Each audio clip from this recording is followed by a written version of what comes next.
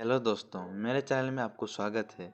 आज मैं आपके लिए दिल छू लेने वाला इलन मस्क की सफलता की कहानी के ऊपर इस कहानी को सुनाना चाहूँगी। और हाँ, एंड में इस कहानी कैसे लगी बताइएगा ज़रूर। इलन मस्क की सफलता को जानने से पहले हम जानेंगे इलन मस्क कौन है। तो चलिए शुरू करते हैं। इनका जन्म 18 जून 1971 में साउथ अफ्रीका के विक्टोरिया शहर में हुआ। पिता का नाम इरोल मस्क था और वे एक इंजीनियर होने के साथ साथ एक पायलट भी थे। इनकी मां का नाम माय मस्क था, जो कि एक मॉडल और डाइटिशियन थी। इलन मस्क बचपन में ही पढ़ने में बहुत रुचि रखते थे और 10 साल की उम्र में उनको कंप्यूटर में भी बहुत इंटरेस्ट आ गया था और सिर्फ 12 साल की उम्र में ही कंप्यूटर प्रोग्रामिंग सीखकर एक ब्लास्टर नाम का गेम बना डाला, जिससे उन्होंने $500 में पीसी एंड फिश टेक्नोलॉजी नाम की एक कंपनी को बेच दिया। यहीं से उनकी प्रतिभा झलकने लगी थी। बचपन में वो आइजैक एजिमोव की किताबें पढ़ा करते थे और शायद यहीं से इनको टेक्नोलॉजी के प्रति इतना लगाव हो गया था। बचपन में इनको स्कूल के दिनों में बहुत परेशान किया जाता था, लेकिन भले ही इनको बचपन में परेशानियों का सामना करना पड़ा, लेकिन आगे चलकर उन्होंने मानवता के हित में काफ़ी सराहनीय काम किए।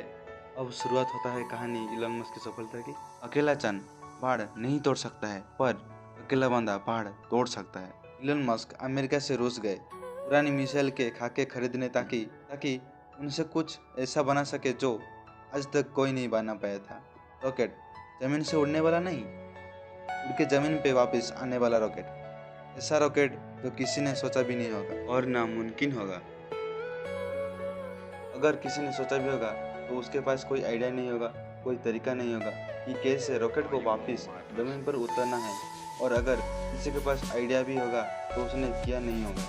यह बंदा जो रॉकेट के बारे में कुछ भी नहीं जानता था और ना ही कोई ऐसी पढ़ाई करी थी जिसमें रॉकेट के बारे में पढ़ाया गया हो, वो बंदा ऐसा रॉकेट बनाने चला था जो उस समय की रॉकेट बनाने वाली कंपनियों को भी पता नहीं होगा। जमीन पे वापस उतरने वाला रॉकेट लॉन्च को कोई सालों से होते आए थे। इस बंदे से रूस वालों ने ज़रूरत से ज़्यादा पैसा मांगे। कहा जाता है कि रूस में जो मीटिंग हुई थी, उस मीटिंग में इस बंदे का मजाक भी उड़ाया गया था। ये बंदा बिना डील पूरी किए वापस अपने देश अमेरिका आ गया और उसी दिन से किताब उठा ली इसी सवाल के जवाब में कि मैं क्यों नहीं बना सकता रॉकेट। मैं ऐसा रॉकेट बनाऊंगा जो बहुत कम खर्च पे अंतरिक्ष में जा सके और ऐसा बनाऊंगा जो लॉन्च के साथ साथ ज़मीन पर वापस लैंड भी कर सके।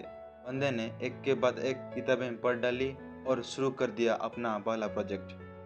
सन 2006 पहले लॉन्च के 37 सेकंड के अंदर ही सीधा ज़मीन पे आके गिर गया और उसके टुकड़े टुकड़े हो गए। प्रोजेक्ट फेल हो गया। वो बंदा पिछले 4 साल से इस पर काम कर रहा था, लेकिन यह फेल हो गया और पैसों का बहुत नुकसान हो गया। बंदे ने फिर से सवाल ढूंढने की कोशिश करी कि कमी कहाँ रह गई, रॉकेट लॉन्च क्यों नहीं हो पाया। 1 साल बाद फिर से रॉकेट लॉन्च किया, फिर से वही हुआ, मिशन फेल्ड, रॉकेट क्रैश, पैसों का भारी नुकसान। फिर 1 साल बाद तीसरी कोशिश की और फिर वही हुआ, मिशन फिर से फेल्ड। एक के बाद एक 3 बार इलन मस्क फेल हो गए। अब इस बंदे के पास केवल एक रॉकेट बनाने जितने पैसे बचे थे, जितने अच्छे इंजीनियर थे वह सब छोड़ के चले गए। लेकिन इस बंदे में इतना जुनून था कि इसने सोचा एक बार और कोशिश करते हैं। लेकिन इसके पास इतने पैसे नहीं थे कि यह अच्छे इंजीनियर को रख सके और घटिया इंजीनियर को यह रखना नहीं चाहता था। तो इसने सोचा क्यों ना इस बार प्रोजेक्ट का चीफ इंजीनियर मैं ही बन जाऊं। वो बंदा खुद चीफ इंजीनियर बन गया, जिसने रॉकेट साइंस की कोई डिग्री भी नहीं ले रखी थी। बहुत जोखिम भरा काम था ये।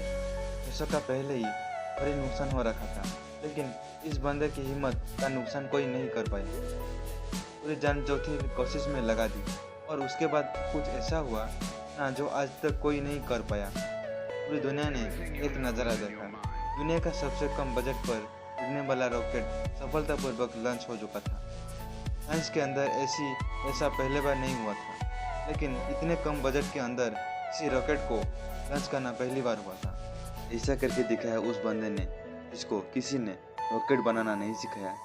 इस बंदे की कंपनी को आज दुनिया स्पेस एक्स के नाम से जानती है और इसी के रॉकेट में इतनी जान है कि नासा भी अपने कोई सैटेलाइट स्पेस एक्स के जरिए अंतरिक्ष में भेजती है। सो दोस्तों, कहानी अच्छी लगी है तो like and share. Story read में गलती हो गया है तो माफ करना। इसी के साथ स्टोरी यहाँ एंड होता है और हम मिलते हैं नेक्स्ट वीडियो पे और किसी नई टॉपिक के साथ।